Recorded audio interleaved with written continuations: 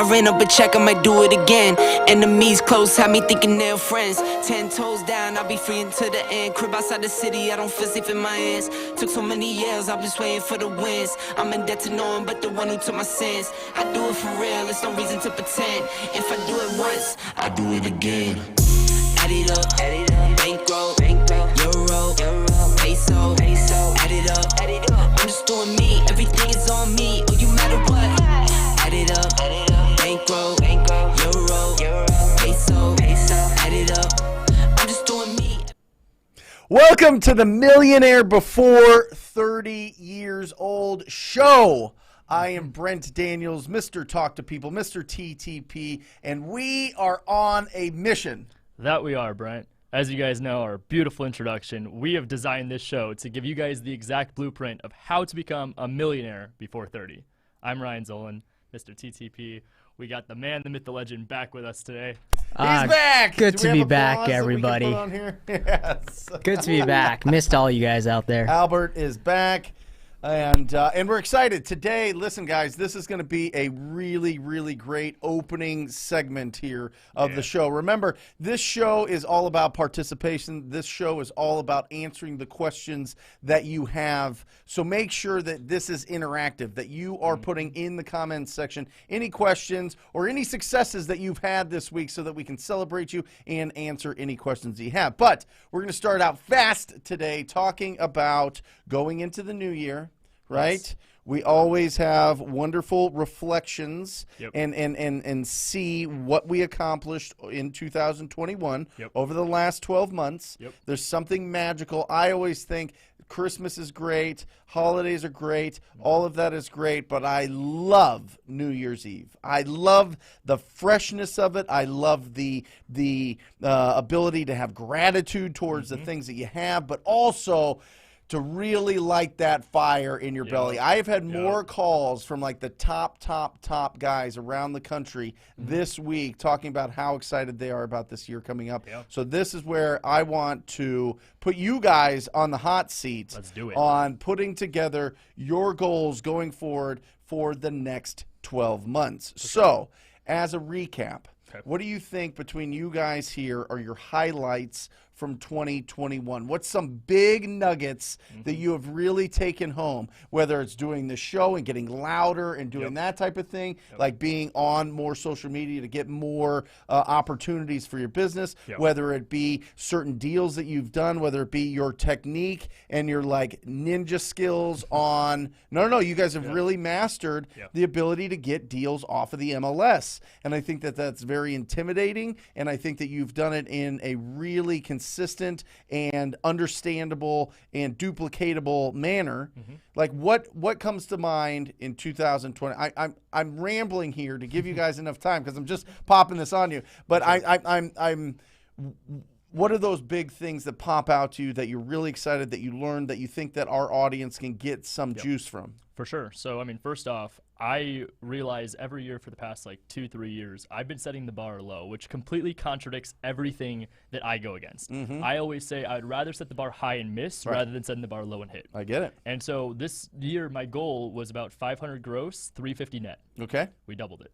Awesome. So that was my personal. Netted 700,000. Netted 700. We grossed just over $1 million first year. I love it. So it was fantastic. What do you with that. mean first year? Because this Like isn't your first year. First year This is the with the first goal. year you've done that. Grossed over $1 million. Of over $1 million. Correct. That's a huge milestone. I mean, Huge. that is, first we start with just doing our first deal. Then we go to, well, I hope that we can do 100,000 or the goal is 100,000. Then it's $250,000. Then it's $1 million. And then it just goes from there, right? Yep. So now that you've hit $1 million, your brain's changed, right? Now you're thinking bigger. Without a doubt. Right. So next year's goal is like 1.5 gross, Love 1 million net. Love it. And you can net 66% in your business? Dude, this year, I mean, we're close to like 70, like 75. It just depends on where most of the deals are coming from. And this year was our first year being able to prove that agent outreach and MLS deals can be a fully sustainable business model to bring in that $1 million. Right. So, Right. Albert, hit us with it. Give us Thinking something. back through a highlight of 2021, it's crazy to think the beginning of 2021, I was in a cubicle 9 to 5. January through mid-February, that was my thing. And when I broke out and did this real estate, looking back, the highlight was just learning and learning and learning. Because granted, you know, Ryan's on year 5, going on year 6. I'm on month 11, and to see the exponential growth that I've gone through the months, I'm truly grateful for the community and everyone that's helped me through the years. But you know, my personal goal this year, really, when I started out, was I want to try and nail 3 flips this year, and we're on house 7 or 8, I think 7 or 8, gonna crush the year. I'm like, man, I came in from swinging a hammer to now I'm like designing things. I'm putting, you know, works of art together that people get to call their new homes, and I'm truly, truly grateful that we have the opportunity to give families a new home, especially like you said around the holidays. Yep. Huge goal. So, and this has been this is your guys' partnership year, right? Yeah. This is the new, Basically, how do you function as a partnership without killing each other? You know what I mean? Listen, it was always a struggle for me. For sure. I had the best of the best. Mike Mahoney, my best friend, was my business partner for years and years and years. And then Dustin Monger, an incredible real estate professional that has quadrupled his business since going out on his own, and the same with my business. So how do you keep it together? Is it something that it's just a lot of communication? Is it just a lot of mutual respect? Is it just both of you guys knowing that you guys are both hustling? Like, what does that look like? So all of you just mentioned, and also Albert, chime in here if I missed something. But like I say, a lot of it has to do that we were really, really close prior to business. Got it. So when I was able to like tell him like, dude, look what we're doing with the flip. Look at what I'm doing with wholesaling. Look what I'm doing with traditional real estate. It was like I kind of like painted this vision. And I understand going from a 9-to-5 corporate life, consistent, stable income, benefits, whole 9 yards, to real estate, no check consistently. I can understand the scare. So there was a lot of trust that came into him seeing and believing in me. Yeah. But then also, too, it was that we both understood our personalities meshed pretty well, being that we were so close prior to real estate, and then understanding this is the vehicle and the vision that could lead us to where we want to have our houses next door with the basements that connect. I love it. I love it. I'll also say a thing that I think really keeps us from ripping each other's head off is really brutal honesty and brutal feedback. Has to be. Because I think if you're a good friends, best friends, whatever, maybe business partners, it is a disservice if you're sugarcoating any type of criticism to your partner, whoever that may be, because they can only grow through honest feedback. And if you're sugarcoating something, then, you know, you're sparing their feelings, but at the end of the day, it kind of hurts in the long run because they can't grow. Right. You know, Ryan has called me out plenty of times, like, hey, dude, take a step back, look at what you just said, and like, think about it from my point of view, from someone else's, like, think, and I've done it to him vice versa, and it keeps us in mind, like, yeah, I can see that, because in the moment, we don't necessarily see what other people are seeing. Emotions are high, whether it's a high-tension deal, big problem, but take a step back and we call each other out how it is. It's not hurtful, it's truthful. And It's it comes what to we that do. mutual respect. You have to be able to understand where each other are coming from. Yeah. And don't get me wrong, there's definitely times we butt heads and we're like, we have to challenge each other. He'll come out and say, dude, you need to do this, this, and this. And I'm like, huh, hang on. I did it because of this and this. And he's like, okay, I can see where you're coming from, but maybe still do this. I love it. That when you're saying that is Gary Vee talks about it in his new book, 12 and a half, as the half that he's decent at, which is kind candor. Yes. That's what you're talking about. 100%. That honesty, that transparency, that, listen, this is how I am feeling. Like, if you don't have that with your partner, it gets very, you know, you start it starts building some cancer cells. Yes. And that starts getting bigger and bigger and bigger to the point where, and I you know, have to say too, I think a lot of it comes with role identification. Yeah. There's a lot of things that I know that I am not good at that Albert is phenomenal at, and there's a lot of things self-awareness. He knows that he's like, dude, I can't do this, but you could do that. So it's like we really just play into each other's strengths. I love it. I love it. And I mean, listen, and when you have that and you're pointed in the right direction and it's lined up, the only thing that will stop you, and this is the truth, and this is the thing that I see time and time and time again, everybody listen to me, and I went on a soapbox yesterday a little bit about this, but focus.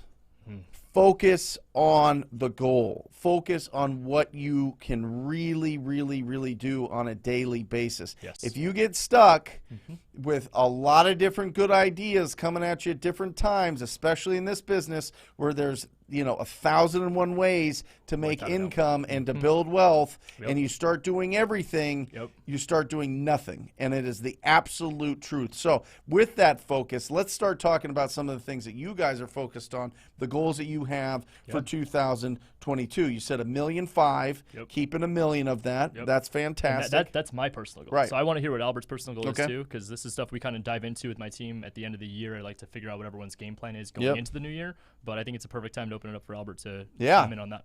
Sure. I mean, coming into this, right, wholesale was a completely new concept for me, especially wholesaling off the MLS. I never even heard of it. Right. I did a few wholesale deals this year, which I'm very proud of, just, pulling it out, figuring it out. But now that I've spent the time this year figuring it out, my personal goal next year is I want to do $100K in assignment fees wholesaling off the MLS, myself. Yeah. I've been so focused on the flips, getting those things done, I left the wholesaling on the side because that's not my main focus.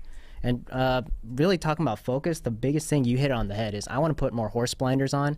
There are 1,000,001 ways to make money in this world, and it's very, very distracting. Yeah. My feed is filled with NFTs, Bitcoin, e-commerce, drop shipping. I don't know what else is filled with. And it's so easy and to you've got that mind that you're like, oh, I could do that. Yeah. Oh, I want to do that. Exactly. Oh, I want to jump on that. I want to do that. He probably has to Albert, what are you doing? Stay. Yeah, Get over here. I am so naturally curious that I just want to try it and see what it's like. But what I've learned is if you try to do everything, you end up really doing nothing. Yeah. So a big goal of mine is really put on the horse blinders, get really good and fine-tuned with my flips, get really good and fine-tuned my wholesaling. Everything else can be put to side. I don't care if anyone says, you're missing out. I'm like, I'm going to miss out if I don't focus on my one thing, and then I will have no assets, no financial freedom to deploy and try anything else. Yeah. So it's a waiting game. It's a long game. No, and I like you testing things and investigating in things and doing that. But if you don't know what your goal is, like if you're feeling like you're in limbo and you're like, okay, I like this real estate thing, but is it in my gut? Like, is that the thing that fires me up? Do I get up early and I'm like, oh, yes, I can't wait to go see that property or go on that appointment or make those calls or talk to this lead or, build this team and encourage and train and really build a solid company that is going to wholesale real estate, that is going to flip real estate, that's going to eventually buy and develop real estate or lend to real estate, those type of things, right? Like there is a path there to do it, but it has to be like your purpose. It has to be like, this is what I want to do. Yeah. Because if it's not and you're not 100%, you're going to be, it's like finding the right person that you want to marry and you're like, oh my gosh, this person is incredible. And then you're like blinders on to all the other ladies and all the other guys and all the other whatever. I'm talking to the audience. You know what I mean? Like it's just putting on those blinders and you're like, this is what I'm going to focus on. I'm going to nurture this business. I'm going to grow this and it's going to be something outstanding. But it can't be, you can't fake the funk. No. You can't fake the funk. It can't be 3 months, 6 months down the road, and you're like, oh, I picked the wrong deal, the wrong business. I felt that. This was like even this year at the beginning of the year. Right. I was like, man, why am I not feeling like fulfilled? Like, why is this like I'm waking up and I always tell people like even when I coach them and stuff, I'm like, I don't wake up like 3-bed, 2-bath, 1,500 square foot house. Yes, I can't wait. I wake up like, man, I don't have a check. Right. I got to go find something. I got to help people. I got to do this, this, this. But then it was like once I was able to tap in deep inside this year, I realized it was impact. It was going and figuring out what your why was. So then I was able to kind of like reverse engineer and be like, real estate is the vehicle. Yeah. I don't need to be so in love and passionate and feel the desire inside me to be like, real estate is this. But I also understand that the path of the alternative was working for somebody else's dream. Right. And what are they going to do? They're going to make that money and go and invest in real estate. So I was able to figure out myself and my why, and that definitely made the biggest impact too. Well, listen, if your end goal, which I think a lot of people that we speak to and a lot of people that are involved in our life is buy assets for passive cash flow so you have more control of your life. Yes. That's it. Well, how are you going to do it? You can build a business doing something else and hopefully get a big payday and be able to put that into something. Or you can consistently build your bank account up by finding discounted property and getting it in front of people that either want those or flip them yourself. Absolutely. That's the model that we're talking about. 100%. That I have seen be the most consistent at winning. Absolutely. Right? Absolutely. And I'm talking even back before the crash, and I've seen more people make money on that crash than now. So there's always good times for this business. There's always opportunity in this business. It's just whether or not you're going to be able to stay focused on going after distressed properties, getting the cash coming in, and then using that cash. So that's the blueprint that we have. Matt, if you can just load that up. This is the blueprint that we have, just so that everybody knows this is what we really, really, really want to like pound every single show to keep people in that focus. Number one is to do a deal.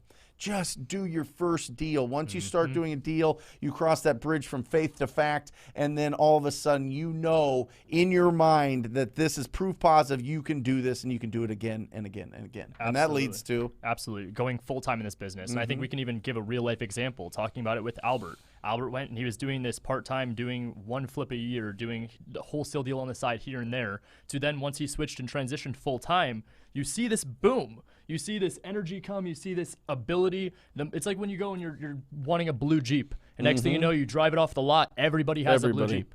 You go full-time. You start looking for deals. You start finding deals. More opportunities are there. Going full-time is the biggest transition that you will see in your entire life after you do the deal. right. Love it. Next is to kill the debt. Listen, don't be somebody else's ROI.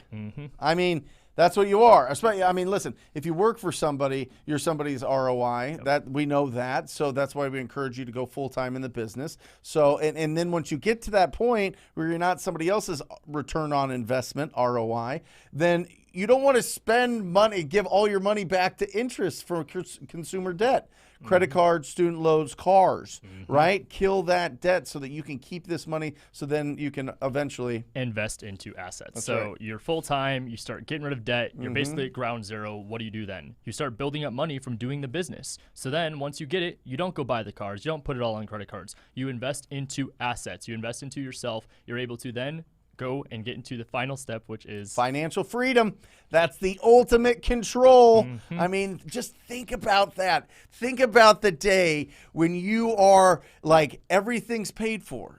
You're not worried. You're not going to the grocery store and checking what things cost. You're not going to the, you're not worried about donating to your church or your charity or whatever else. You're there now. You're there. You're coaching. You're teaching. You're doing all these amazing things that you want to do, or you're just kicking it on a beach, or you're chopping logs in the woods, or you're riding a motorcycle, whatever it is. But you have control over your schedule, and we only have a certain amount of time on this planet. right. And the more that you can control what you want to do, I think that leads to a lot of fulfillment and a lot of happiness. Without a and doubt. it allows you to serve the community more, because somebody's not telling you what to do. You're doing it from your own heart. You're Yes. doing it from your own soul. I love that. And the biggest word that stuck out to me as you were saying that was control. Yep. I mean, how many times are you controlled by where you have to be, what your time is worth, what your value is, where you can basically give them the middle finger and say, this is what I'm going to do. This Right. is what I want to do. Yep. And this is who I want to do it with. Love it. That's what it's all about. Love it. So you've got 1.5. Yes. So that breaks down to 120-ish, 125 grand a month. Correct. How many deals do you have to close to hit 100? Because it's not perfect, right? There's course. 1 month where you make 7, 40, yep. and then there's another month where you make 330. Correct. Right? Yep. So how do you make sure that you deal with the kind of turbulence of when you get paid? You know what I mean? for sure. Because it's kind of... Oh, absolutely. I always say ebbs and flows. Being Yeah. in real estate, where you see most realtors work, is that they go and they get 3 deals under contract, but then they're not worrying about the pipeline. Right. So then they'll close those 3 deals. They're like, I'm rich. I'm going to go do this. We're going to go on vacation. We're going to spend this. We're going to kill the debt. We're going to invest, blah, blah, blah, blah. But then they have 2-3 months of just quiet. Right. So for me, it was diversifying through multiple streams of income. Love that it. was start. Okay. But then also, too, it's not getting distracted like we were talking about at the beginning of the show. Is 1.5, this is everything? This is everything. This isn't just your No. real estate business. This is everything. Everything. Everything. You want to make 1.5, spend 5, and keep $1 million. Absolutely. Love it. Yep. Love it. Okay. So, yeah, So broken breaking that down, Yep. you have to keep that $1 million. It's what, 83,000? What is it, Albert? It's like 83,000. 3,333 Yep. a month. Yep. to And right keep. now, we're on track. We have an escrow. We're going to close close to 6 figures Right. already planned for January. Well, you have to. So, I mean, You have to start out fast. have to. Yep. You We've can't got- play catch up. We already have 3 closings scheduled for January. I know. So we're We do too. It's good. incredible. We're good. So that's the important thing, and I Yes. love that.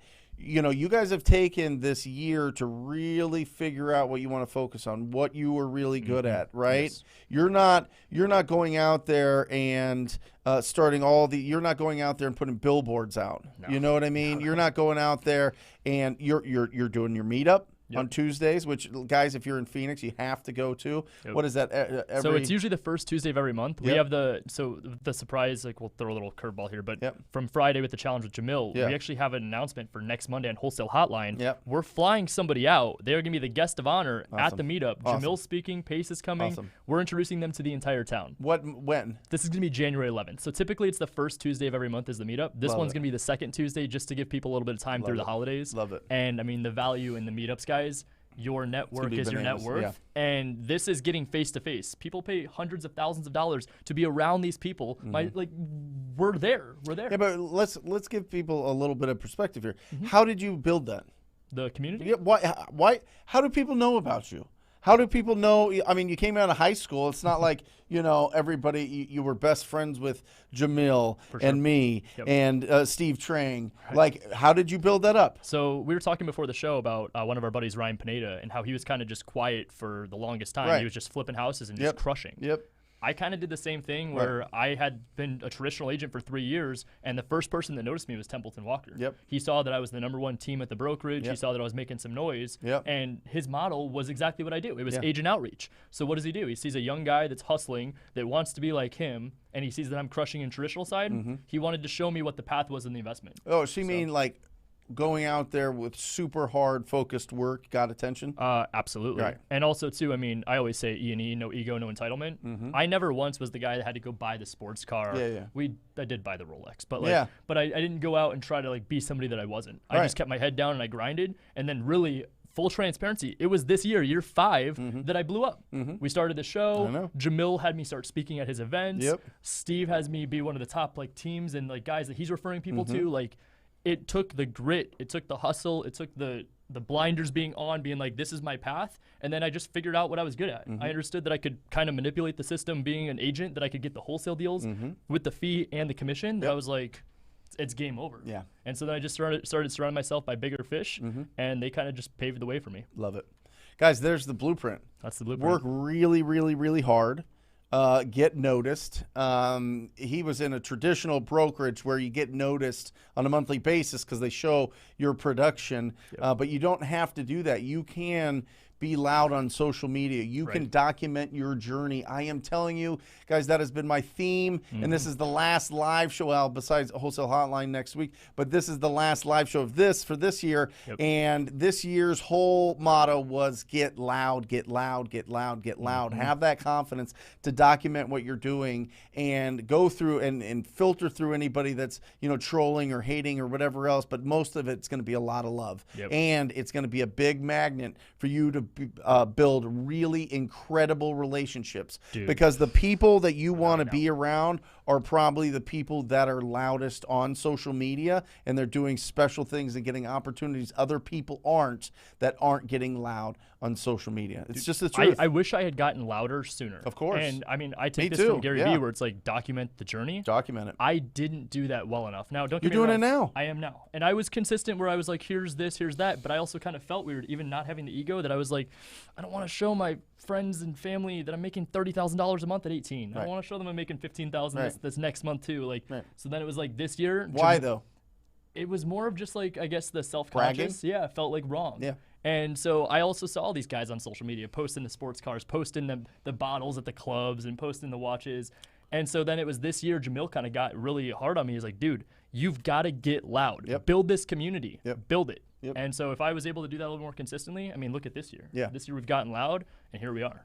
Here we are, and the meetup's going to be bananas. Dude, next year is going to be fantastic. This meetup, I think the first one of the year is we're talking 150 plus people. How do people that are local here or people that maybe want to drive in, how do they find out about it? Follow us on social media, just my username, Instagram, @RyanZolan. We post all about it. We use a Discord channel as well. We're going to post in our Facebook group. We are just posting this thing everywhere. We'll tag Brent so he can share it. We'll tag everybody. And you guys, if you are not seeing this meetup, it is going to be absolutely bananas. Awesome.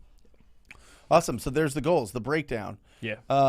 Let's start opening this up, Hondra, if we've got some comments and some questions, so that we can get some interaction here. We did our best to warm it up and get everybody's minds cranking. If you have goals that you want to share with us and just make it publicly known, it makes it a lot easier to be held accountable if you post it out there and let other people know. Also, let everybody know where you're from, and squad up in the comments sections so that you can really find people that are similar to you, that have a similar brain, that have similar goals, that have similar ambitions, that have that similar drive and fire in their belly. Yeah. And Albert, was there anything that was missing goals-wise? Did you have anything else that you wanted to throw in there?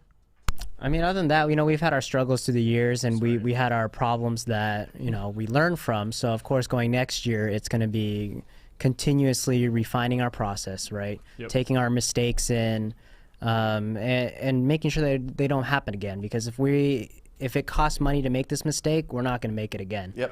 Right? We better keep growing. That's what we say. You don't lose. We win or we learn. That's right. Yeah, I mean, that's the whole, what would you do if you knew you couldn't fail?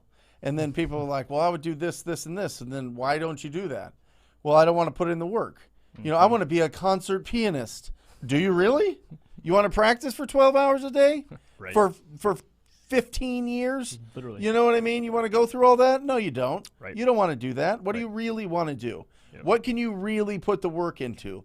Is it building a business that you can then bring your kids into as you get older, bring your family into, bring your best friends? That's what I've done. Oh, my parents work with me. My mom's my bookkeeper. My dad's my CFO. My best friends work with me on the marketing side for the coaching, and my college roommates and best friends work with me on my wholesaling business. We had the best year ever, 1.7 million, 1.711 million, and 50% profitability, according to my dad. So that is, it's phenomenal. And that's Life couldn't get better. just real estate deals. That's just wholesale. That's just wholesale and flips. Yeah. Boom. Yeah. So there you go. Let's open this thing up to everybody. Hondra's looking cool. We'll put her on camera here soon. She's got her cool beanie. She's got her cool community shirt. She's all about the community. So scoot over there. Show everybody who's picking out the comments. There we are. There's Hondra on camera. Hey, there we go. Awesome. So be nice to her. She'll pick out your comments. Let's share some success. All right? Let's share some success and some questions. Oh, on my way to lock up 2 deals while listening to the show. I'm jacked up. Ralph, lock those deals up. Lock them up, brother. Let's go. I hope that those leads are pre-qualified. I hope that you have a we're not going to ring the bell for him yet. He needs a post. He needs a post. He needs a post that he got him locked up. Yeah, I get it. But Ralph, listen. Phenomenal. You've got this. Listen, get to the appointment. Get your mind right. Understand. Go through what's the condition, timeline, motivation, price. Remember, negotiating comes down to price, terms, and you, right? Certainty and likability. Those are the 2 words that you're walking in that door with. Certainty, likability. We don't cause friction. We go in there to provide value and solve problems. Certainty, likability. Todd Toback taught me that. Love it. Shoot. 5-6 years ago, and it has changed how we approach appointments for sure. Love it. And now we've just been blown up. So there you go, Ralph. Get it. Noah, fly me out for the meetup. There you go, Noah. How does Yeah, so they have to go, I believe it's into Jamil's bio. They've got to sign up for a call with the Astro Flipping and then email his assistant, Emily at jdamg.com. And then they pick one. I believe it's actually going to be on, like I said, the wholesale hotline next Monday. Awesome. Yeah, come join us Monday at 5 p.m. Mountain Standard Time for Wholesale Hotline. We'll pick somebody there. And they're taking care of flight, hotel, and then they get to shadow me in my operation for a day, and then they get to shadow Keegley for a day. Dope. I mean, that's a 6-figure value. That's dope. Yeah. Yep. Get on there. MLS Strategies. Wait on this comment. Okay. Comment because someone asked what this is first. Okay, Chris. The MLS is the multiple listing service. So anytime somebody hires a real estate agent to sell their house, they put together what's called a listing agreement. That listing agreement gives that agent the ability to earn money by promoting and selling and negotiating and walking through a property owner through the process of selling their property. Correct. And so the MLS is the database, it's exclusive to just realtors, just real estate agents, and that's where all of the postings go on. So when you see a property getting posted to Zillow and it's for sale, it was on the MLS first, and then it gets, spit out to all these different websites, but it starts on the MLS. So the MLS is the most accurate, like shop. It's like a store. Think of the MLS as like Amazon for properties, and only real estate agents can sell properties on there. That's an MLS. That's it. Yep. MLS strategies. So, I mean, there's a million different options. I always say, like, simplify it. Yeah, let's go. The one that I'm going to give you just to start with, go anywhere that like the backyard of your like, it's this specific zip code, this specific neighborhood. Right. This specific city, if you want to broaden it a little bit. Look at properties that are 30+ days on market. If it's not selling, it's going to be for a reason. I always say it's either a bad agent or a bad seller. Usually it's with expectations not being set properly. But just like when you're going direct to seller, figure out what the seller's situation and their motivation is, and you'll be able to problem solve whatever it is that they're looking for. Yep. So I would start with 30+ days on market. Aside from that, if you want to throw some keywords in there, that's what I'd do. Yep. Awesome. How do you choose a business partner? So, Albert, you want to throw this one? I'm trying to think about that. How do you choose a business partner? And I think it's similar honestly, to that. I really think it's this. You don't choose your best friend. You really don't. Wait a Ours happened by happenstance, right? It meshed out. But because we're best friends, it's you have a skill set that I don't have, and I have a skill set that you don't have, or you're not as great at. But if you choose your best friend that thinks like you, that works like you, you won't be able to see different viewpoints. And the way I see it is with the team, the same way when we run our processes is I want feedback from everybody, because when I spit out data and I spit out things for the team, it's what I see through my 2 eyes, but I have 8 other eyes and 8 other opinions that go on it. So I want to know, what do you see that I'm missing? And when it comes to a business partner, I think the really best duos are the ones that complement each other with some friction, that challenge each other, but they're not yes men. They don't agree with you for everything. Yes, healthy tension. That's what I was looking for. Yeah. Yeah, I think that, I think it's a natural thing. You know what I mean? I think it's something Do you where think that they do the whole dating period before they just like jump into a partnership? I know there's a lot of guys I think that go most people do it, get part of the reason I did it is because I came from everything that I did growing up. I did team sports. Okay. I never did. I mean, I did track, but most of the time it was you're part of a team with that. You know what I mean? Right. So I was very used to being a part of a team and growing the team, and the team comes first, and it was very, like whatever. So it was more like hanging out. Right. Like most people become business partners because they want somebody to hang out with. They want somebody to share things with. Because the honest truth is, transitioning out of high school, going into college, trying to figure out what's going on. I knew that I didn't want to work in some corporate job. And I felt like everybody else that I grew up with, my friend group, wanted to just go to college, get a job, do that type of thing. So I felt very alienated. Okay. And not only that, I didn't know business. I didn't understand it. It was very confusing to me. I didn't know how you make money outside of jobs. Right? How do you just make money out of the air?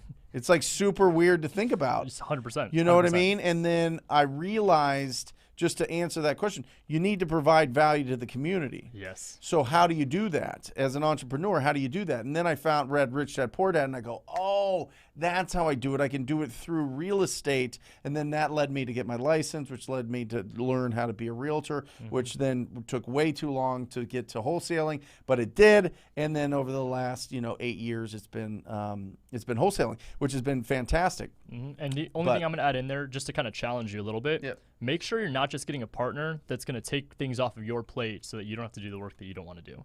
Make sure that it's a mutually beneficial, hire somebody for that. Make sure it's a mutually beneficial relationship. That's a $20 an hour 100%. person. If you can replace your role with somebody that you can hire, you don't need a business partner. And dude, that's where I see a lot of people. They come to me and they're like, "Hey, everybody. I want this because I don't have the time and I want to do this, this, and this." I'm like, "Whoa, just go and find that position, get a VA, go and hire someone locally." Like, there's ways around that too. Yep. Good question. Broad question. Deep question. Right. Yeah. Art asks, which is better, hedge funds or regular cash buyers? That's a great question. So I will personally say I prefer the regular cash buyers. Hedge funds are they take a little bit of time with responses. They take a little bit of time where they need to go through an inspection process and they discount it all. But obviously, if you've got an in with a hedge fund and they're able to respond quickly and just not play games, a hedge fund's quicker because they don't care. It's just they know that they're a numbers game. I have a lot of friends that do 10, 15, 20 deals a month with a hedge fund. For me, I like the personal relationship between a regular cash buyer, and I find that those are just like what we've been talking about, the theme of the show today. Besides the goals, it's basically your network. It's building those relationships in the community, and you get that with the regular cash buyers. Art, I'm going to give you the classic attorney answer. It depends. It depends. It depends, Art. You know, hedge funds only will buy certain properties and they want them cleaner. Yes. So these properties typically are going to be less than 30,000. So if it's a really beat up property, they're not going to consider it. They don't want to be putting they don't want to have a ton of crews out there doing these things. Now they do up to 30,000 typically, which is pretty easy, carpet and paint, lipstick on a pig type of thing. But your regular cash buyers are going to be around a lot longer. Your regular cash buyers are the people that you're going to go on vacation with someday. You know what I mean? Like, not too much. You still want to keep a healthy tension with them and get the most out of them. But these are going to be the people that you network with, that your friends, that you know, that you do business with and squat up with. Meetups. Yeah. Absolutely. Yeah, meetups. And you know, the hedge funds are fantastic for properties that you flip and want to sell them to. That's what we do.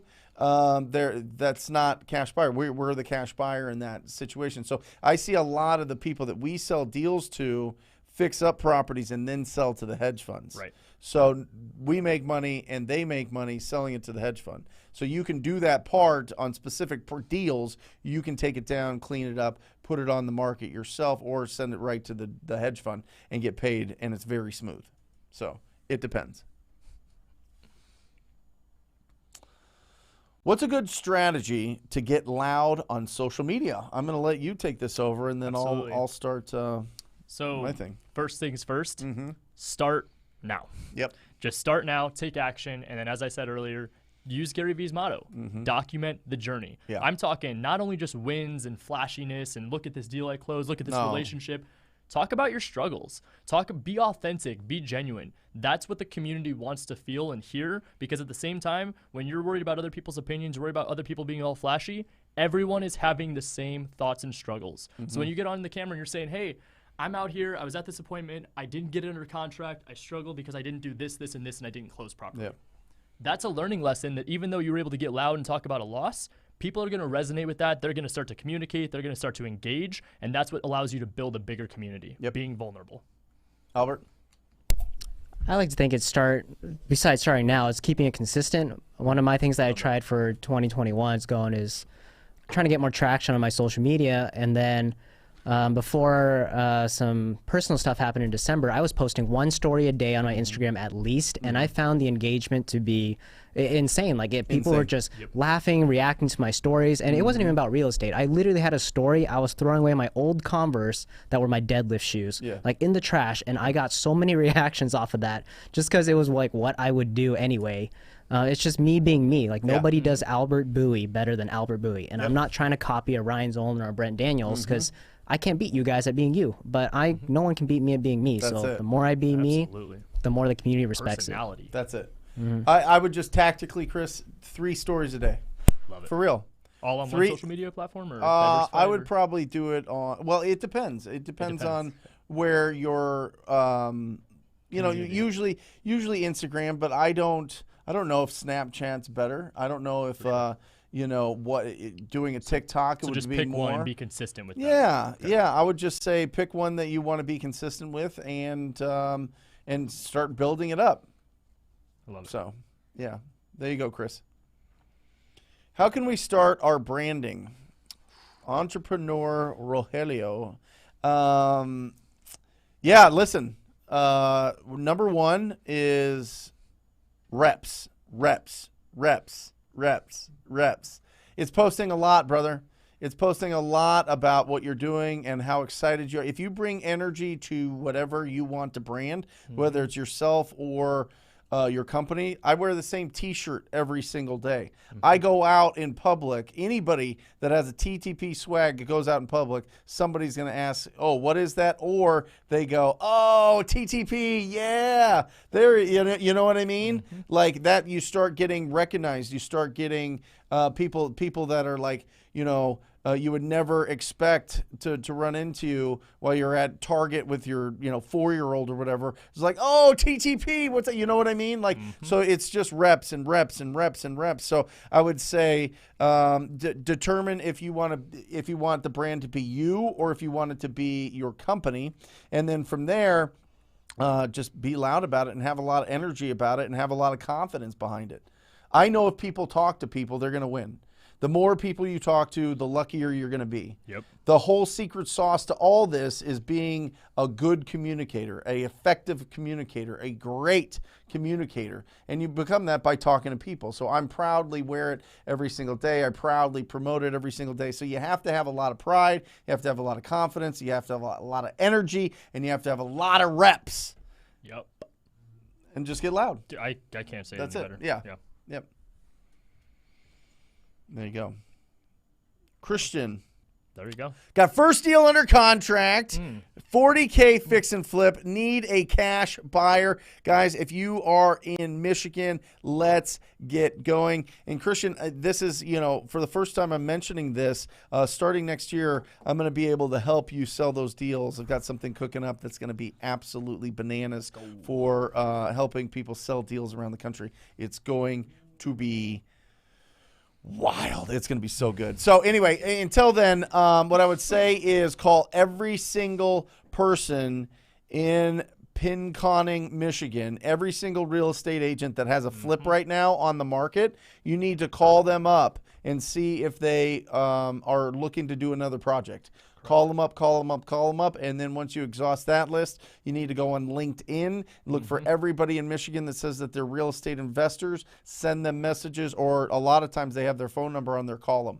And Christian, get the cash buyer pack at ttpinsider.com. TTP Insider for real. Get the cash buyer pack in there. Shows you how to find the top 100 buyers. You got this. Love it. All right. Congrats. Now get it sold. Vasily, you guys are amazing. I'm in Sacramento, California. The median price is around $550K. What can I say to the agents right now when the holidays are around the corner? Yeah, so treat it like you would. Doesn't matter if it's around the holidays. Guess what? Most agents' business slows down in December. So when they get that call from you, they're even more ecstatic. So I would just be doubling down. If anything, right now, we got 5 deals under contract last week. What do you from say to MLS. Reach out to them and be like, hey, I know I wanted to reach out. The only thing that would be a little bit different would be asking if the seller's okay closing before the end of the year. Okay. That is the only thing that's going to be different. Aside from that, treat it like normal. Hey, I'm a cash buyer. I'm interested in the property 123 Main Street out in Sacramento, California, if that's the market you're in. It's a good market. This is like your price point. Absolutely. 550 and up. That's where we play around in. So don't be discouraged by a higher price point and be like, hey, I just wanted to reach out. Would the seller consider a cash offer? And then the next question, if they say yes, would be, okay, would they like to close before or after the end of the year? And then from there, just obviously, like we always say, break down the motivation situation of the seller, figure out what it is that's going to get the deal done. If it's you getting represented by an agent that you know, if you're an agent yourself and you represent yourself, or if you have the listing agent represent you in the transaction in a dual agency. Boom. There you go. Thanks for the support. Thanks for being on here. Love that. Seriously. And that's seriously, that price point, dude. Love that.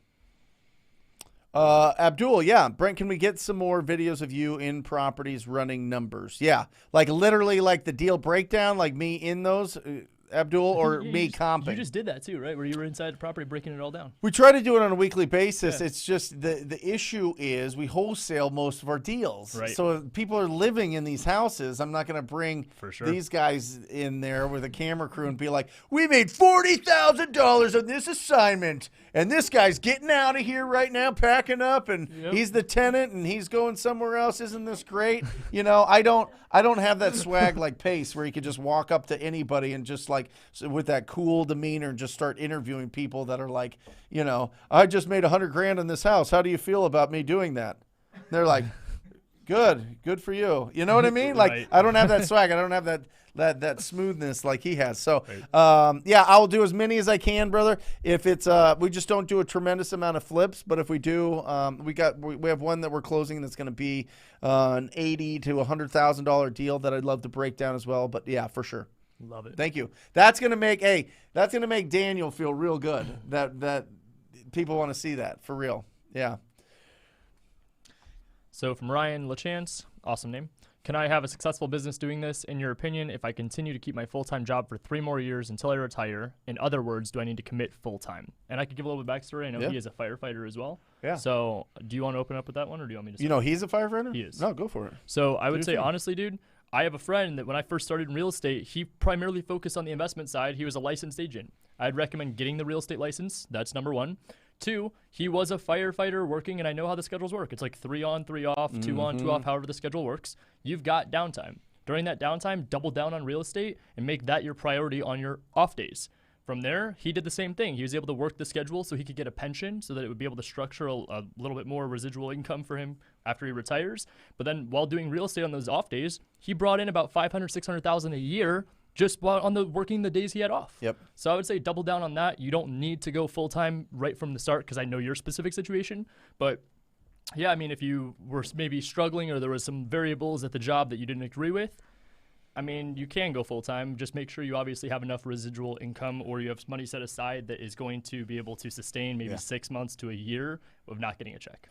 Listen, every firefighter I know has a side hustle. Absolutely. Has a side hustle. Yep. Whether they're building like furniture or they're building those bags games or they work AC on the side or they're plumbers or they're doing something or they're creating direct marketing on the internet. They do all sorts of different things. Listen, you need 20 hours. Do you have that part-time schedule? Can you get that thing fired up? I think that this is going to be perfect for Ryan.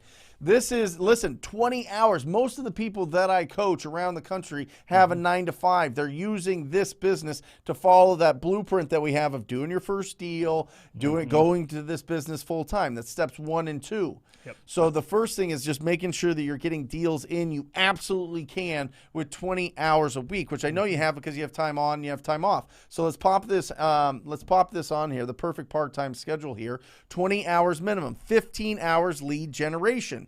Whatever you want to do, Ryan. Do you want to make calls? Do you want to door knock? Do you want to send out texts? You know, what do you want to do? You got to be proactive. You got to be proactive so that you can keep your budget low until you get the funds rolling in, and then you can start doing some pay-per-click. You can start doing some other, maybe direct mail or something, depending. But you need to start by initiating the conversation and not hoping that conversations are going to come to you. 2, you got to be loud about every single part of this process, even if you are a firefighter. It doesn't matter if you're talking about doing real estate on the side. You're going to get a lot of people that love that. Let's put it up one more time, Matt. Just so I can go 15 hours lead generation, 1 hour practice and role play so that you can feel comfortable and confident on the phone, 1 hour lead follow-up, 1 hour driving for dollars, and then the last little 2 hours, because you got 18 hours built in there, the last 2 hours are for appointments. If you don't have appointments, then you're generating more leads or you're driving for dollars. So that is the perfect part-time schedule, and I'm telling you, with 20 hours, without a doubt, you can win. Yep. Without a doubt, you can replace your income. And if you want to go the full 3 years so that you get the pension, you get the retirement, you get all that stuff, do it. But just build it. Let's get some, what do they call it? Get a bag? Get a bag? You get some bags. Get some bags on the side. What do they call it, Andra? Let's just go with it. Let's just go with it. You're going to get bags. You're going to get your You're gonna bag? get your bags. It's like get paid. Racks? You never said get a bag? No. Oh, you guys, man, I'm cooler than you guys. And Way also, cooler. too, hey, somebody in the comments, am I crazy? It's getting a bag. Get in the bag. Yeah. And also, too, I mean, Ryan, you're local. Dude, hit us up. Yeah. We got you. Yeah. Go to the meetup. There you go. I'm closing on my primary residence tomorrow. I'm 23, and next year will be with motivation from TT. Yes, Andrew, you got this. Let's ring that bell for his primary residence. That is fantastic. That is the start. That is the start, Andrew. I am telling you, Buy real estate. Own American real estate. I am telling you. Awesome. You can only win. Just make sure you're buying in good areas. I'm just telling you. Don't get into the whole turnkey model in the middle of nowhere. All right. There you go. Mike Dodd locked up 2 deals with your 0.84 formula in Indiana and had to cancel them. No hate. But does that formula work well in the Midwest? Depends on the price, Mike. Depends on the price. First of all, that 0.84 formula in Indiana only works for properties that are above $200,000. So that's the thing. I mean, if you look at all the videos that I do, there is a $20,000 minimum if you're under $20,000. So, if you want to go 0.7, go 0.7. If you want to go 0.5, and listen, if you're under 200,000 and if you're under 250,000 to 100,000, it's 50%. That's your price. If you're under 100,000, it's 25%. If you're above 250, it's 66%. But if you didn't do the numbers right and you didn't build in that at least minimum $20,000 profit in Indiana, there you go. That's a negotiation deal. So all I know is, Mike, I have dozens, maybe hundreds of successful students in the Midwest using that. So Love it. there you go. Where can we follow Albert or Ryan? Follow us on Instagram. Matt, can you put up the usernames? It's at Albert Bowie and at Ryan Zolan. So it's just our first and last name, at Albert Bowie, at Ryan Zolan. Nice. But keep it going, Mike. Yeah, you got it. Dude, absolutely. You'll look up more. Absolutely. Rob, how would you talk to a seller about the wholesale fee? What if they have a problem with it? That's a good question. So for us, it's in our contract, but we also make sure they understand when we go into an appointment that we have the intention to make money. They understand that we are either going to market the property or we are going to close, flip it, and keep it as a buy and hold, or turn around and sell it after we renovate the property. So we don't ever lie about it. We don't ever try to hide that from them, just because they have to understand that we're in this business to make money. You just want to make sure you're disclosing the fact that you could turn around and market it. I don't like saying wholesale fee, because a lot of times they're going to start trying to discount us or telling us what that fee is worth to them. So that's why we word it as we're going to be able to market this property. Yeah, Rob, every approach that we have and that I teach is you're the buyer. Absolutely. You're the buyer. So if What you're the if- buyer having a conversation with the seller, one of your exit strategies that is open to you is to assign this contract to somebody else. But are you going to, and what if you close on it and flip it? Are you going to tell them how much you're going to make on a flip and they're going to be mad at you? Then they're not motivated. Then they're Right. not, they don't want to trade potential equity for speed and convenience. Right. So go in as the cash buyer and don't fake it. Don't fraud it. Go in there, have financial backing. How do you have do that? somebody that you squad up with in your market. Yep. That'll give you the 10, 20%, and then have a private money lender or hard money lender cover you for the rest. Okay. And you go to any big real estate investor, wholesaler, whatever in the area, and you say, listen, when I come across a really solid deal, will you be my financial partner? And they will tell you yes. Yeah, they don't say no.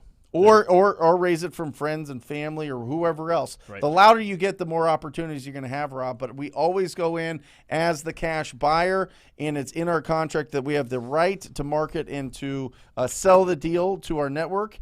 If that's an option for us, that's one of our exit strategies. Yep. So that's the conversation when it comes up. What does this mean you can market it? Well, we have a network of investors that we work with that we put it in front of them, and if they want to buy it, we sell it to them. Boom. That's it. And here we go. Oh, there you go. Boom. There's their Instagram. Oh, Oh, jeez. No. We're saying it's secure the bag. Secure the bag. secure the bag. So Brent wasn't crazy. He understood. Secure the bag. Brent, wait. What's that saying? Brent understood the assignment? That's it. Yeah. Yeah, I knew it. Sasha, there she is. What does it mean when a property is under a LLC of its own address? A lot of distressed properties are under an LLC. I love it. Like This address would be 22 Banana, and the LLC would be 22 Banana LLC. Yeah, a lot of people that own rental properties put them into LLCs to mitigate any kind of risk that they have. Liabilities. So when you sit down with a financial planner, with an attorney, with an accountant, they say, hey, Brent, make sure that you're putting these properties under an LLC that is protected by this trust or this or whatever else, so that if for some reason somebody gets hurt on that and they want to sue or, yeah, that's basically most of it. If something happens on that property and somebody wants to sue you for owning that property, they can't try to sue you for all of the properties that you have. Correct. Because the LLC actually owns it. They can only sue the actual owner. It's very rare that, any of that happens, but it's a nice strategy for asset protection. Absolutely. So it doesn't stop us from what we're doing. We just still reach out to those people and see if they would consider an offer on their property. Yeah. Oh. Renee, when wholesaling, what % should you put aside for taxes? 30%, Renee. That's exactly what I was going to say. Yeah, put 30% aside. And then the beautiful thing is you'll probably talk to a CPA, and they'll probably tell you that you should set up an LLC or a corporation, or probably an LLC. And then they'll say, okay, listen, you can write off all of these expenses before you get taxed. Remember, the government wants us to be business owners. The government wants us to provide jobs. That's our democracy, right? That's the world that we live in, is a free market, capitalistic democracy that encourages individuals to create businesses to provide jobs for other people. So there is incentives like being able to pay, deduct your expenses from your income. Yep. And that really helps out. The same with real estate. The same with housing. Absolutely. Government doesn't want to do the housing. Yep. All about getting they do okay, but they would prefer individual investors. 19 million people in this country are real estate investors, which is phenomenal because that's who provides for people to live in and rent those properties until they get to the position where they want to buy something. So there you go. Noah, been wholesaling full-time for 3 years now. Just bought my first rental, sub 2, $300 per month cash flow, and 30% equity. My turn. My turn. Here we go.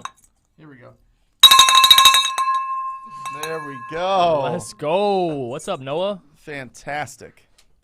Fantastic. Congratulations. 3 years now. You've been doing it full time. That's step number 2. Make sure that you're crushing all that debt and paying all that down, and buy the assets. And it looks like he's on step 4 already. He's buying the assets and he's getting going. So Noah, you are on your way, brother. Keep adding to it. Keep adding to it. 30K equity. That just added to your net worth. Absolutely. Albert? I'm proud of you, man. That's good. I'm thinking about it. No, I thought your finger was getting itchy on the button. I was like, okay, I'm thinking about that. I'm like, that's really good. 3 years of putting in hard work day after day after day and, battling doubt after doubt after doubt. So to pull that off, congratulations, man. The hard work's paying off. I mean, Noah is really securing the bag. Yeah. What's up? This is why it's the last episode of the year. Manny, difference between real estate agent and broker. Very interesting. The reason that they're named different is because the broker is usually broker than the agent. Okay? It's the truth. No. A real estate broker, here's how it works. The real estate department is...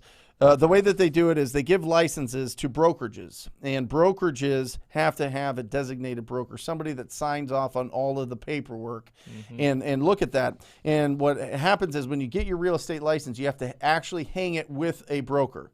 And typically in most states, you have to have a license for either 2 or 3 years before you go back to the school, back to real estate school, and get a broker's license. Yep. Once you have a broker's license, then you can open up your own brokerage. Yep. They'll give you a license to do that, and then you can have agents underneath you.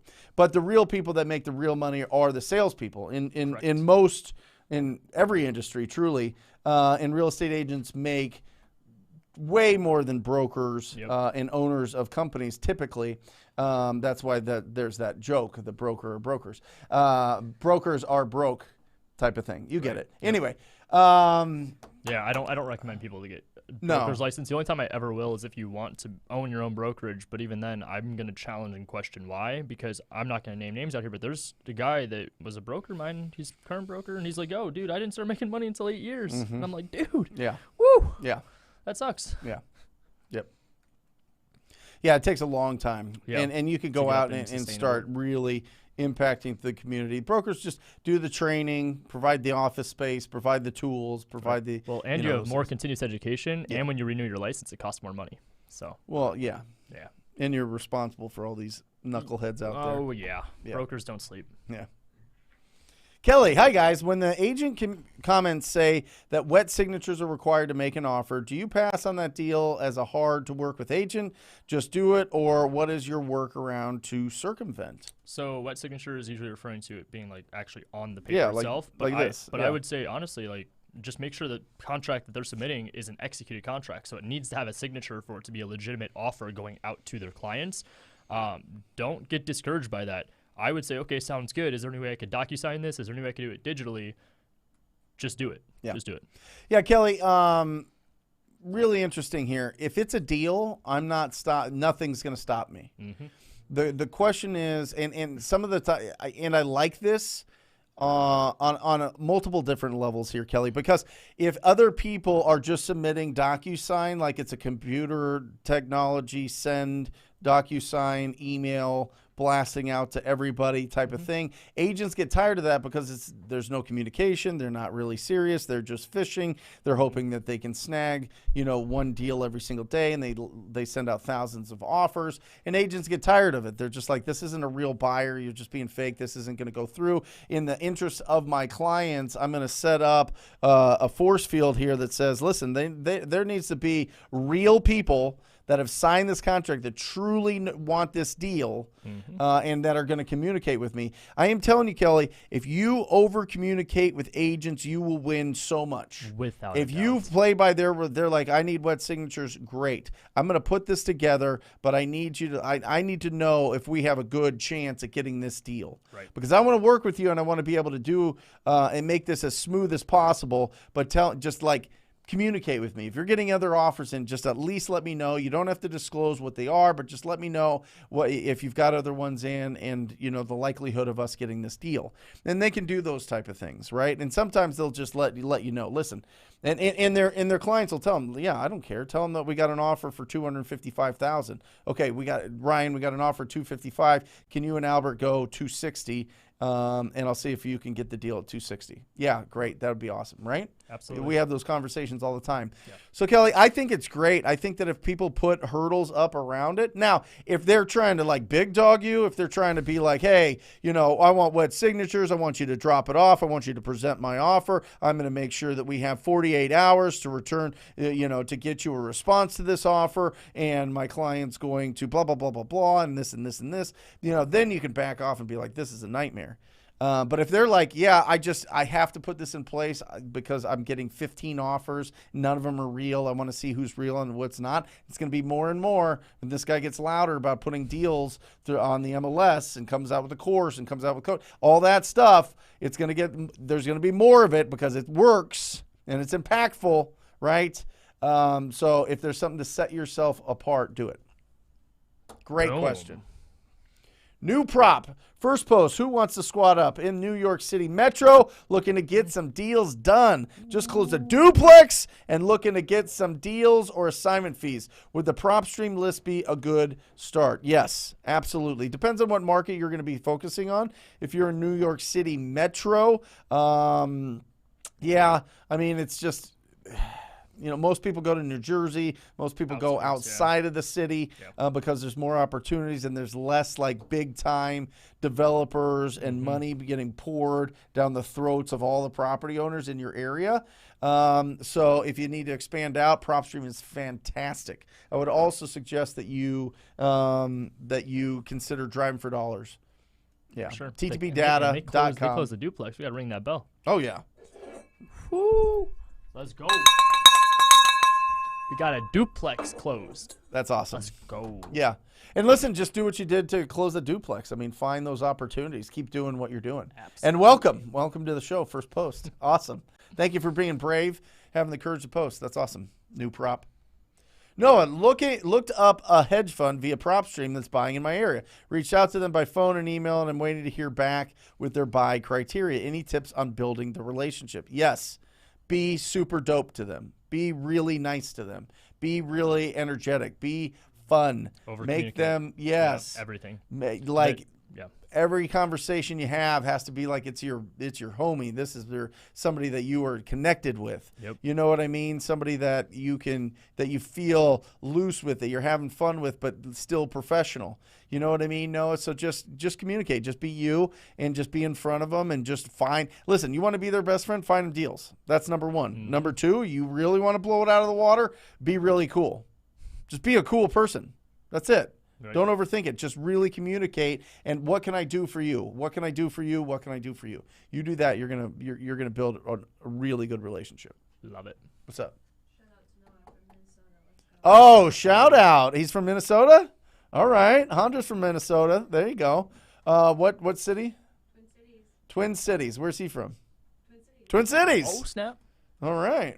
We know mutual friends. He was DMing me. Oh, really? He said, I've always wished to get the bell ring from Brent. Yeah. Well, Well, Thanks for choosing my comment. Noah, perfect. Thanks for DM. See, he knows. He knows how to get on here. Yeah. Noah, now get some deals, brother. Get some deals from Love Twin it. Cities. Hondra's hometown. Man, I'm not from the Twin Cities, but he's from the Twin Cities. No, what's your little teeny town you're from? Pine Island. What? Pine Island. Pine Pine Island? Is it an actual island, or is it just a bunch of pine trees? okay, Right. Okay. That's cool. That's It's not there's not water about it. I can get very loud. I got the fire in my belly, Brent, but what exactly should I be posting on social media? Hey, listen, I'm watching this show right now called Millionaire Before 30. It's really exciting. My comment's up right now. Look at that. Isn't that cool? It's all about real estate investing and building wealth. It's exciting. You guys should watch or whatever. You know what I mean? Like, hey, I'm driving for dollars right now. Look at this house. I'm going to try to get a hold of this property owner and see if they would consider an offer. Hey, I'm writing up a contract right now. I have no idea what I'm doing, but it's exciting, and I'm having a lot of fun with it, and this is cool, right? Like, all of those things are dope. Hey, I'm making calls right now. It's exciting. Hey, I'm walking into a meetup. Check this thing out. It's really cool. There's a lot of really excellent people here. I can't wait to see who I meet. And also tag these people in Right. in your stories. Yeah. You're gonna post us right now. Tag us. Yeah. We'll share to our stories. sure. You get our audience seeing your story. That's it. That's Build it. that community. So all that. Yeah, that's it. John, got a verbal agreement. Wait. Hang on. To sell hang on, after hang on. 7 months of follow-up from a seller. It's close. It's I am close. working on getting the contract signed today. John that- Johnson, Get you that got signed. this. Get that signed. You got it. You got this. Certainty and likability. And 7 months of follow-up. Certainty and likability. Most people I know would give up. Yeah, great That is job. awesome. Get that deal. You better Yeah, DM yeah. all of us and tell us you got that deal today, John Johnson. There it is. Yeah, what a good name. Yep. John Johnson. It's my and John knows this, but that's what my Bo named our beta fish. John Johnson. John Johnson. It's a great name. I loved it. It wasn't like, beta something or whatever. It was John Johnson. It was a powerful name. Yeah. There you go. Addison Walker, how do you get back on your feet after suffering a major blow to your real estate business? I feel like the world is ending after losing a big deal. So I think step one is exactly what your comment is there. You understand that you are present in how you're feeling with the emotions. This is the ebbs and flows we talk about. What you got to understand is that with this being an inconsistent business at the beginning of just up and down, be vulnerable. Just understand what you went through happened for a reason, but don't beat yourself up. Get back on the horse and know that what happened in this was a lesson that you had to go through that's going to lead you to a better and bigger opportunity in the future. Yep. So Thoughts, Albert? You wanna Every dip into it? business has their up and downs, right? And if you don't have your down, then you're not learning and pushing enough, Addison. I mean, Ryan and I have our struggles in our business too, and it's very stressful. But at the end of the day, we got to learn from it and move on. And you look at the Amazon, the Teslas of the world. They get sued on major levels, but you know what? They got to keep going because they believe in themselves. They believe in the product. For you, you believe in the service that you bring to the real estate world. So get back up and keep going, right? The pipeline's still there. There's still plenty of more opportunities out there, right? You only fail if you don't get back up. I love that. And also Listen, have a community around you. I mean, like That's right. I can tell you right now, like Albert just hit it right on the head. We have our struggles, but guess what? We're honest and vulnerable with each other, and we say, hey, dude, we failed with this. Yeah. What can we do next time to make sure that doesn't happen again? Love it. If you need help, reach out to us. We are all approachable, and we'd be more than happy to tell you our feedback and try to get you back on that right path. Love it. Love it. Yeah, and just real quick, just to add to that, at the lowest that I've ever been, the only thing that got me out was work. Like you have to fill it with something. If you let your brain sit there and hallucinate and hallucinate and hallucinate, you will get into a loop of non-productivity. If you go out there and knock on doors, if you go out there and start calling people, you go out there and start making offers, you go out there and start calling all your leads. Remember, Addison, you're going to do, in my mind, everybody watching this is going to do 5,000 deals in their life. They're going to do 5,000 deals in their life. Everybody watching this, whether it's live or afterwards, is going to do 5,000 deals. You will not remember that deal after doing all of those deals. There's going to be way more deals that fall out, and there's going to be way more deals that go through. So, great.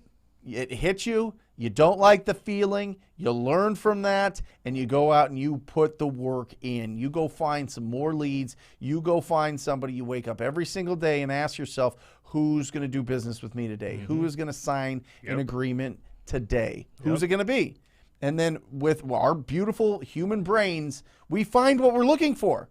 So if you find what you're looking for, and you're looking for who's going to sign a deal today, I used to write every single day, I will make $10,000 today. I will make $10,000 today. I will make $10,000 today. I've blown that out of the water between my two businesses.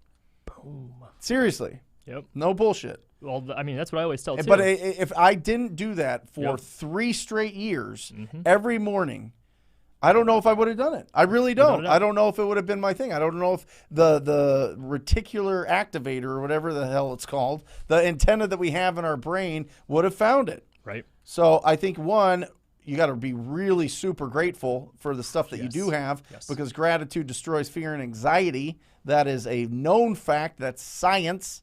Okay, and then 2, go out and put the work in. Go out and find another deal. Absolutely. And it's going to be a bigger deal. Without and when you close that $50K deal, remember the time that deal didn't go because it led to that big deal closing. That failure led to you cleaning things up so that you were more successful. I had a deal where it was over $1 million profit that I lost. It was a land deal. I was actually working on it with Jamil. It was when I first started wholesaling. Yeah. And I lost it.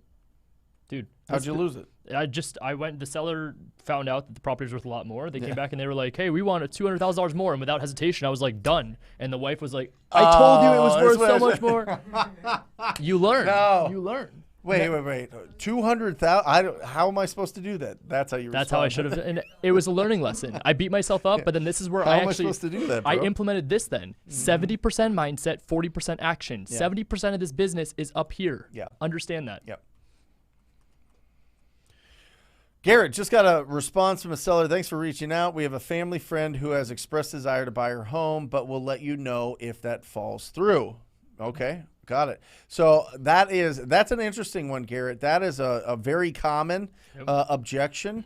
The most common way to respond to that is obviously, hey, listen, I hope that it goes through. I'm not sure if you've done a lot of business with friends. But sometimes it gets really a little bit rough. It gets a little bit it's not as smooth as you want it to be. If anything happens, just know I'm here. I'm going to communicate with you until you go through this process. I hope you do sell it to your family. That's great. Keep it in the family. That's fantastic. But if anything starts getting wiggly and you feel like it's going to damage the relationship, let me know. Yep. Right? I mean, also, too, you could even throw, and this is like just a little bit of a challenge, throw another angle. Yeah. You could go the aggressive route and say, hey, if anything's not in writing, is there anything I could do to get this deal done? Right. Just ask the question. Yeah. There you go. Right. Pros and cons of having a real estate license when wholesaling. Well, first of all, Renee, it's going to happen. You're gonna need have it. to in the next 5-10 years maybe. Absolutely. And I know that seems like a far way out, but when you start building this business now and it's 5 years later and you've got $1 million business and then everybody has to be licensed and then you have to You do are so far ahead. something, if you do it now, you can it's going to be really, really, really good for you. We all have our licenses, and there's a ton of advantages. One, you get the doors open a lot easier to real estate agents because you're one of them, and that's really cool. 2, you get access to the MLS and the most accurate data from the MLS. And 3, depending on the way that it's set up, you can have some protection through your brokerage, which is really cool. Which is typically called something that I've never talked about on here. E&O insurance. What? E&O. Alejandro's dying over here. E&O insurance, which is errors and omissions insurance, which is really cool. So there you go. Well, and also too, I mean, if your business model has any way, shape, or form direct to seller business model, guess what? The number one kickback aside from finding motivation is going to be price. Yeah. Flip the hat around. Hello, now I'm a realtor. I would love to get you that price you're looking for. Let me list it for you. There you go. There you Well, go. and another one is if you don't want to work for somebody, if you don't want to list that house, if you don't want to do it, You can get a referral. You get Yeah. a referral fee of 30%. And realtors can imagine only getting get a that. percent of like 300,000, 500,000, 100,000 for here's the name, phone, address, and phone number. Yep. For real. Boom.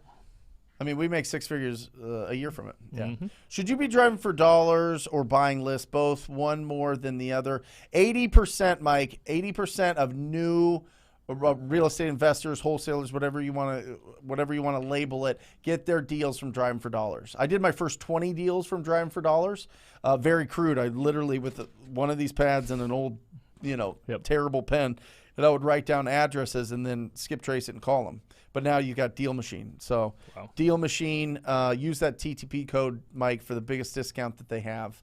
Dealmachine.com, coupon code TTP. Love it. Matt, will you put that on the Deal Machine little runner? Just so that everybody has it. There you go. And they let you know if it's occupied, if it's vacant, if it's investor, if it's owner that owns it and lives in there. So they let you know potential equity and all that stuff. It's really, really smart. Yeah. You guys messing around back there? What's going on back there? Okay. Gavin, can you explain transactional funding? Is a good option for double closing?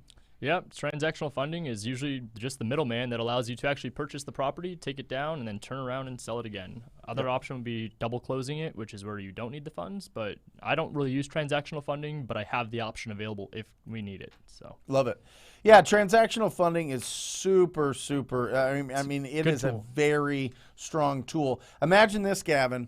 You and listen. Here's the thing: the issue with transactional funding is it's 2 to 3 points, 2 to 3%, and we typically make 10% on a deal. So you're giving up 20 to 30% of your profits, of your income to this, and that's fine if you understand the power of it. You know what the power of it is? You now are a millionaire. These funds have tens of millions of dollars in it. Billions. You know what I mean? Like, you can now walk around and close any deal that you want as a cash buyer. Think about that. Think about if you had the confidence in your brain that you know that you had $10 million in an account to buy property. How would those conversations go different? Would you feel more confident? You know you would feel more confident. Transactional funding is dope. It's really cool. It just takes a lot. I mean, it's just they take a good slice because it's 100%. And they're only going to give you transactional funding if you have the buyer already lined up. So it's literally very low risk for them, very high reward, but they give you 100% of not only the closing, not only the purchase price, but also the closing costs, like everything, like the whole thing. Imagine like a rich uncle that's just like, any deal you do, Gavin, I'm going to give you the money and you give me some percentage and we're going to win. That's what it's like. It's like Scrooge McDuck just right behind you with all his money. And he's like, yeah, just go buy all the properties that you want that are good deals as long as you already have them sold to your cash buyers. So they want to see the contract. They want to make sure that those people have the ability to close. They have their earnest money deposit in. They know what you're making on the deal. They know there's enough spread, and they know that they're going to get paid right away for sending in a wire for 15 minutes to an hour and then getting their wire right back the same day or the next day if the wire cutoffs, later. But, yeah, Gavin, it's awesome. Yeah, it is. It is a great option for double closing. I see this more and more and more. You see a lot of this happening in the states that require a license to wholesale with people that don't want to get a real estate license. They have to do transactional funding.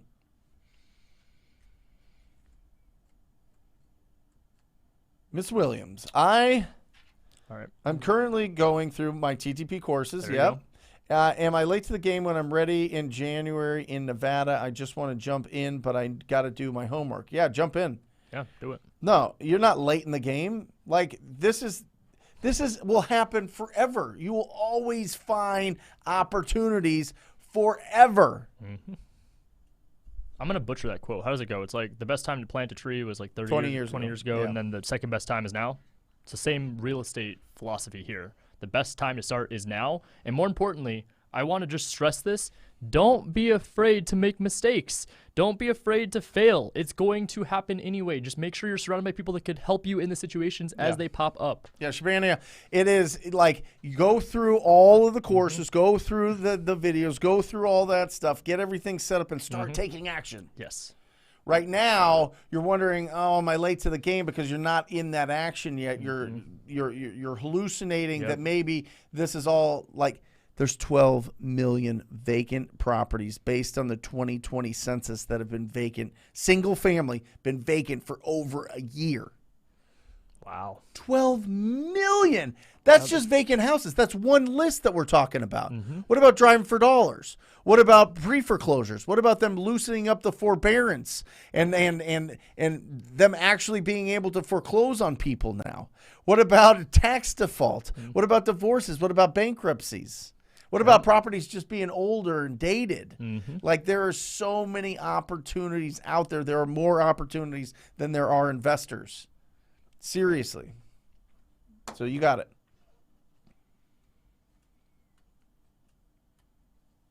Edgar, amigos, I am totally new to this business. I'm thinking about rolling my 401k to a self-directed IRA to fund deals. Is it a good strategy? You know, I haven't done anything along those lines, but I would say if you are... I have friends that do that all the time, Edgar. Yeah? Yeah, just make sure that you talk to somebody that really understands the self-directed IRAs. Yep. But yes, oh boy. Oh, man, we got to get that on here. Okay. Okay, we'll get that on in a second. Edgar, one of my heroes, Todd Toback, uses this strategy all the time. And a lot of the really, really, really smart guys do. So just make sure that you're talking to somebody that understands the self-directed IRAs and have them help you organize it for sure. You don't want to play that doing it yourself. I love this. This is action. This is taking action. Yeah, I know it's John Johnson. This is John I can Johnson. see him. Oh, yeah. Boom. There it is. There we go. There it is. Look at that. Look at you. There's a picture of us reacting to a video of you. There you go. Boom. See? Dude, that's it. That's it. That's how you now just do that 2 more times. Every day. Every day. 3 times a day. You got it. That's action taken. I love it. Kid's going to go far.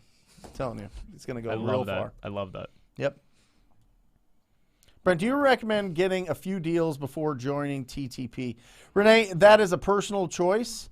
I have helped a lot of people. I would say it's probably 50-50. 50% of the people that I work with have never done a deal. And we get them to their first deal as fast as possible. So, and then the other 50 have done some. So it's really a personal choice, and really it's a financial choice for you. It's an investment, and you're going to want a return on investment. That's why we price it at what we do. It's not unreasonable. I think it's very reasonable for what you get. But it is an investment. So you got to make sure that you're comfortable with that investment and that you're in a position where you can get a return. Because like I say in all these things, you do all the hard work. I'll show you. I'll be the map. I'll give you the map. I'll be your guide going up this mountain, right? But you got to you got to take the steps. You know what I mean? You got to be the one climbing. So that's personal. I would say if you're ready, if you know that you're going to take action, then ttpcall.com, ttpcall.com. Check it out. At least talk to the guys and see if it's the right fit for you right now. Yep. Awesome. That's the last of the questions. Let's Good. do it. So let's finish this on a high note. Okay. This has been a great year in my business thanks to TTP. JVC, you have done absolutely phenomenal. I don't think. Why have you been avoiding the podcast, JVC? We got to do a podcast. All right, Javier. Yeah, Javier Castro. You are getting. I am going to get you Vega, Javier Vega Castro. I think right. I hope I'm not butchering that. I think I got it. So let's do a podcast. I'll get that set up for you. Love to share your story, brother. Yeah, it has been a great year. I mean, what a great year. We're going into a new year. Yep. I think that just from a macro, the top level, sorry, I've been listening to way too much Gary Vee. I have been listening to way too much Gary Vee. I love it. It's interesting. Mike Mahoney actually listens to it with Carter, my godson, who's 10, on their way to school every day. love that. Gary Vee cusses a lot, but so does Carter, the 10-year-old. Anyway, he's like a scooter kid. Like he's anyway, he hangs out. Yeah. He's going to be a professional, but he goes through these things and he listens to those things and they talk about it. And I think that that's really cool and special to be able to do that type of thing. But the closing out this year, going into next year, from a top level, I don't think that they're going to go too wacky with interest rates. Yep. Interest rates only affect purchasing power. It doesn't affect the amount of sales that happen in a given year. Yep. Which purchasing power means that if people if interest rates go up, people's ability. We're a payment business. We're a payment society. Yep. So it affects people's monthly payment. And so instead of buying a $500,000 house, they buy a $475,000 house. Yep. But they still sell $500,000 houses to the other people that were going to buy $550 houses, but now want $500. Right. So don't get too crazy with it. I don't think that they're going to go to really, really, really massive inflation. I don't think that that's in the cards. I think that the whole country has come together on a lot of different ways to deal with COVID and that whole situation. And I think that it's going to open up more, and I think that there's going to be more opportunities in 2022 than ever before. Yep. And I'm very, very, very bullish, very, very confident in really setting high goals for next year. Absolutely, without a doubt. What do you think? Dude, I mean, you hit it all on the head. I think that the opportunity is better next year than it is ever before because the amount of people that are going to be selling, the amount of people that I've seen even on hold the past year, 2 years because of COVID that were on the fence are going to start buying. They're going to start selling. They're going to be like, okay, I need to start taking action and taking massive action next year. I think next year's biggest theme for us is community and squatting up. That's it. I think that's all this is. That's it. The opportunities are out there, guys. So connect, guys. That we have had a lot of fun on this show. We have just, I mean, it is an absolute honor to be in your guys' world for 90 minutes every single week. And we love you. We support you. We understand what you're going through. We've either been going through it, have been in it, or it's coming up. So we appreciate you. You guys are the absolute best. Follow us on Instagram. We put out a lot of different things kind of behind the scenes and some personal life stuff there, which is pretty exciting and fun. But yeah, follow us, guys. We love you guys. Absolutely. We'll see you next year. See you guys. I ran up a check, I might do it again. Enemies close, had me thinking they're friends. 10 toes down, I'll be free until the end. Crib outside the city, I don't feel safe in my hands. Took so many years, I'm just waiting for the wins. I'm in debt to no one but the one who took my sins. I do it for real, there's no reason to pretend.